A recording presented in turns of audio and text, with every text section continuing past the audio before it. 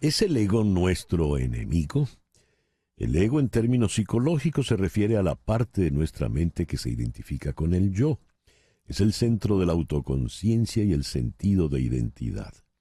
Si bien es fundamental para nuestra supervivencia y funciona en el mundo, también puede ser una fuente de conflictos y desafíos cuando no se equilibra adecuadamente. Hablemos entonces del ego. Para nuestro foro en la mañana de hoy, vamos a ir, ay, Dios se me, vamos a ir, tengo que buscarlo en otra parte, porque vamos a dos partes distintas. Vamos a Granollers, en Cataluña, donde está el psicólogo y escritor Xavier Guix. Xavier, muy buenos días, muchísimas gracias por Muy estar bueno. con nosotros. Gracias a ti, César. Aquí estamos de nuevo. Y regresamos a Ciudad de México, donde está la psicóloga Lisbeth González Sámano. Lisbeth, muy buenos días, gracias por estar con nosotros. Hola, buenos días. Gracias por la invitación. A ver, ¿qué es el ego? Comenzamos con Xavier.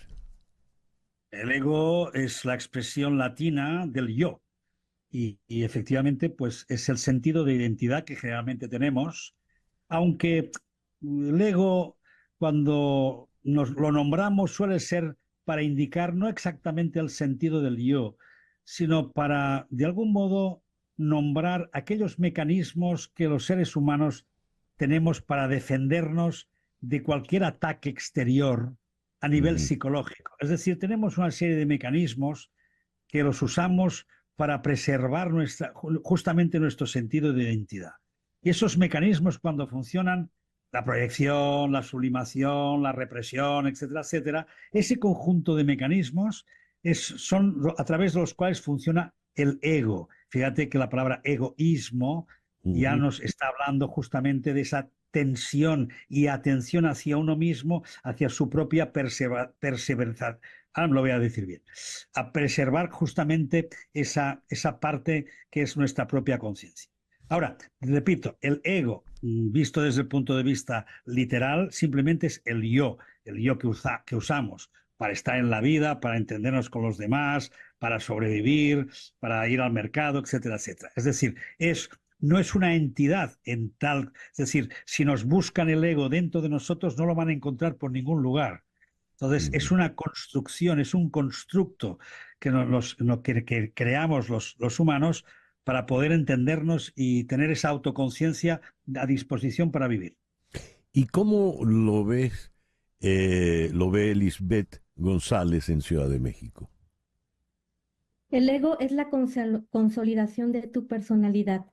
Ya Freud hablaba de que hay factores externos, que él habla el ello, que son las necesidades que te impone la sociedad, tu familia, y la confrontación con el superyo, que es la parte que tú normalizas y que tú ves como bueno y malo. Entonces, toda esta resumen de lo que te piden ser y lo que tú quieres ser, como el diablito y el angelito que están dentro de ti, Ujú, hace que tú hagas una integración, ¿sí?, ujú. de tu propia personalidad que te va a servir para afrontar la vida y para permitirte cosas en la vida. ¿Qué quiero y qué tengo permitido y hasta dónde yo doy mi límite?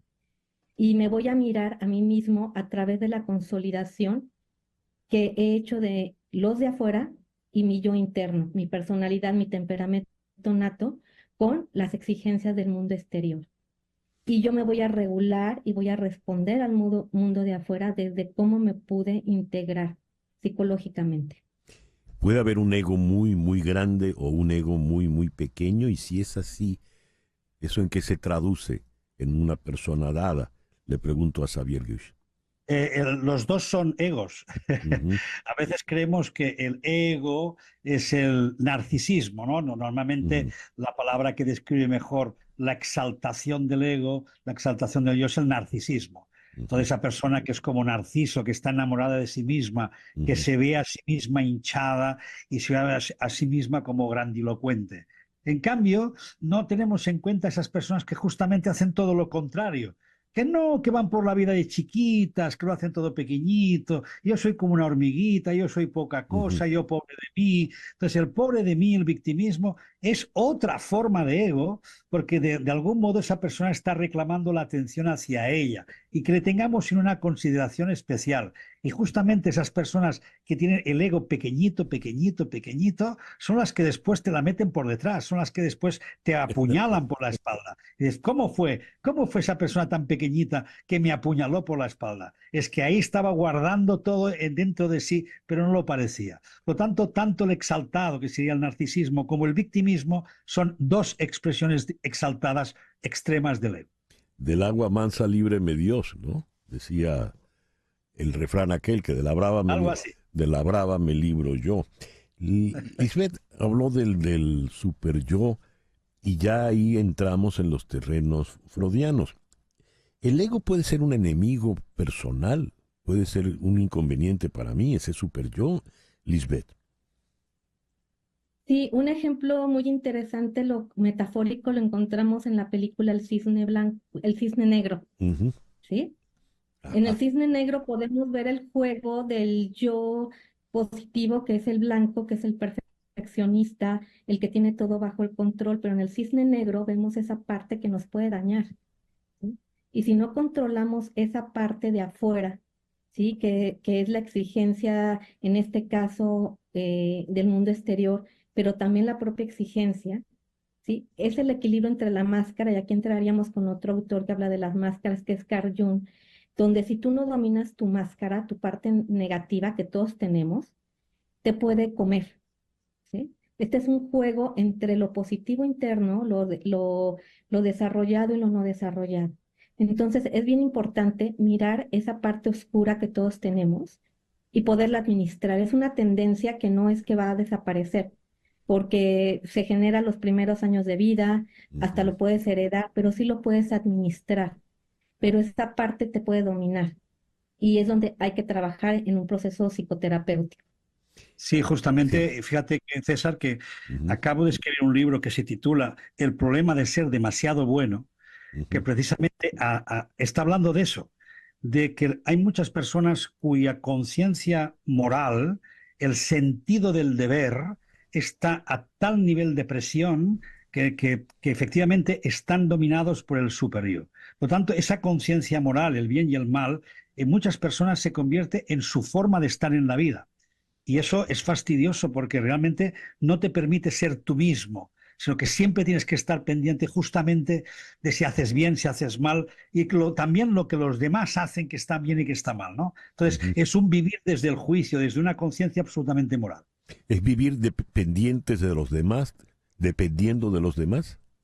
Sí, de algún modo, la aprobación que esperas de los demás es a través de un buen comportamiento y de hacer las cosas como Dios manda y de cumplimentar con el deber y por Ujú. tanto obedecer, cumplir, quedar bien, todas esas condiciones que son las que acaban haciendo que no seas tú, sino que seas una máscara, justamente la Ya. máscara social, la máscara, la representación de lo que se espera de ti. ¿Qué sería lo ideal, Lisbeth? ¿Perdón? ¿Qué sería lo ideal? El equilibrio, sí, Ujú. pero no un equilibrio mediático, encontrar el propio equilibrio, sí, porque hablabas hace un momento de las polarizaciones. Puedo ser muy bueno o muy Ujú. malo, ¿sí? Ujú. Muy exitoso, poco exitoso, poca autoestima, baja autoestima. Pero si nos vamos al equilibrio, pues no, se pierde. Entonces, cada quien debemos encontrar nuestra propia medida, nuestra propia receta, y esto es como en la cocina. Ujú. Si tú cocinas algo y le pones poquito más de algo, o poquito menos, o mucho, vas a encontrar un desequilibrio.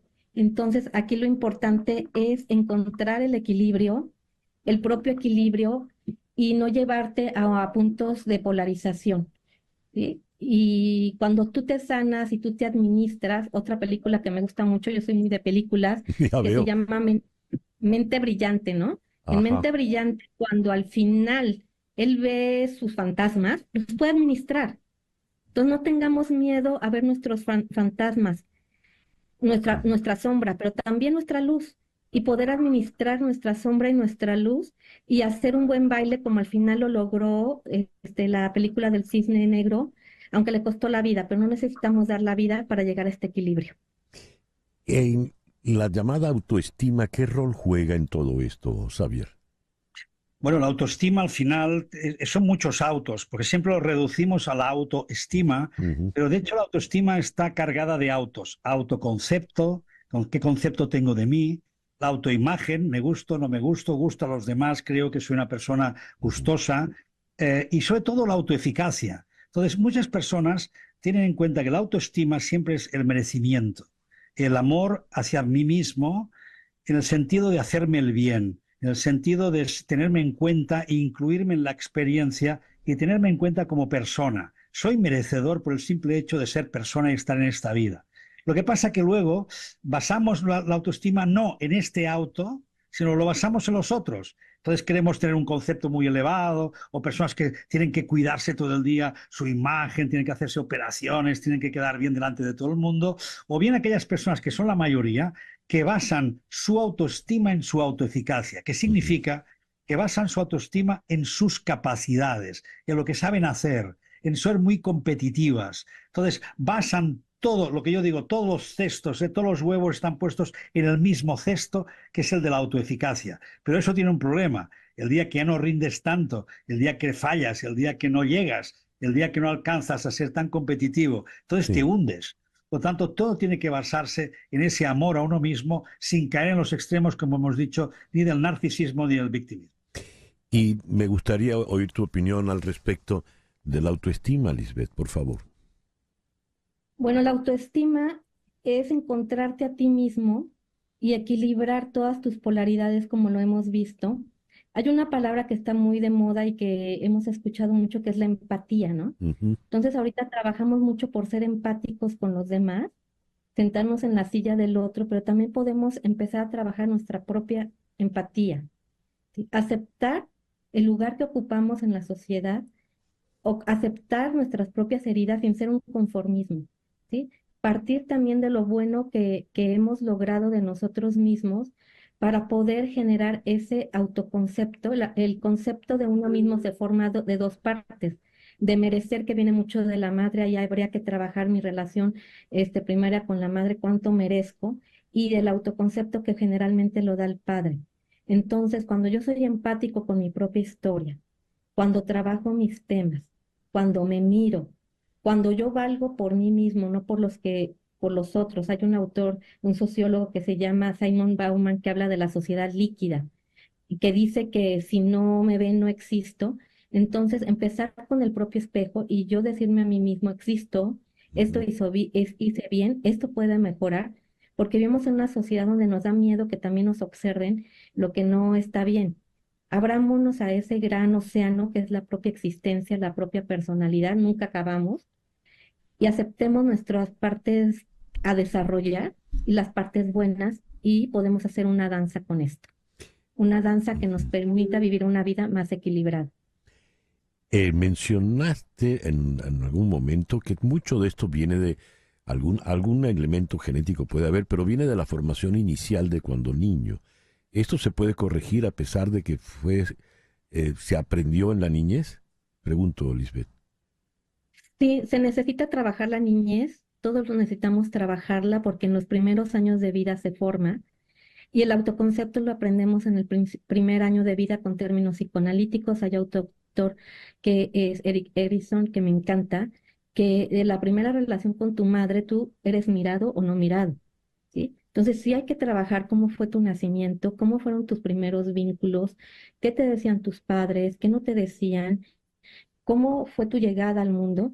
Y cuando tú lo miras, aunque a veces puede ser doloroso, se puede trabajar con ese niño para cambiar la historia a nivel muy profundo y estructural. Y es muy efectivo ese trabajo y Muy muy bien. necesario también, sí. El tiempo se nos ha terminado. Quisiera dejarle a Xavier la palabra ya a manera de conclusión. ¿Cómo llegamos a ese equilibrio entre el ego inmenso y el pequeño? Bueno, ahí Lisbeth ha dado un poco en el clavo, ¿no? Cuando ha dicho, primero, el propio trabajo con las polarizaciones, darse cuenta que ahí necesitamos un equilibrio. Luego es muy importante trabajar esa parte que llamamos el niño interior. Es decir, date cuenta de las programaciones que han quedado en ti, aquello que tú vas arrastrando de toda la vida, pero que en realidad son programaciones. La suerte es que son programaciones, no son identidades. Por lo tanto, al ser programaciones, puedo, aunque sea costoso, aunque lleve tiempo cambiar hábitos, pero puedo ir desarrollando nuevas programaciones mucho más buenas. Y creo que hay un trabajo imprescindible que también Lisbeth la ha nombrado, que es el trabajo con la sombra. Es decir, mientras yo no sea capaz de resolver aquello que es mío y en cambio lo veo en los demás y critico a los demás y me victimizo ante los demás, no estoy tomando responsabilidad sobre mi vida. Entonces, el trabajo fundamental es resolver estas sombras, que las vas a tener toda la vida, pero vas a ser más agudo en descubrirlas y hacerte responsable de ellas como principio ético de relación con los demás. Xavier, Lisbeth, muchísimas gracias por habernos acompañado en el programa de hoy. Gracias a ti, César. Mario, muchas gracias. Excelente día. Gracias. Lisbeth González Sámano, psicóloga en Ciudad de México, Xavier Guix, psicólogo en Granollers, allá en Cataluña, España. 10:21 de la mañana. Una pausa y al regreso vamos a El Salvador. Esto es En Conexión por Éxito 107.1 FM en Miami.